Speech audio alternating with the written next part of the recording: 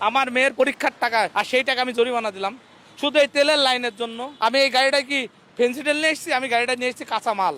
আমার মেয়ের পরীক্ষার টাকা মানে ভর্তি করতে পারিনি, আজ টিপে থেকে আমি ভর্তি করবো আর সেই টাকা আমি জরিমানা দিলাম শুধু এই তেলের লাইনের জন্য, শুধু এই তেলের লাইনের জন্য।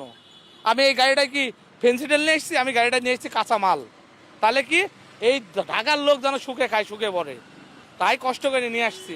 তাহলে আইসি যদি এই দর্শকের ভূমিকা পালন করছে, গ্রামে তেল দিচ্ছে, একটা মোটর সাইকেলকে আপনি ছবি তুলে রাখেন, একটা তেলকে ছবি তুলে ডেলি ওইটা ওর পেশা হয়ে গেছে।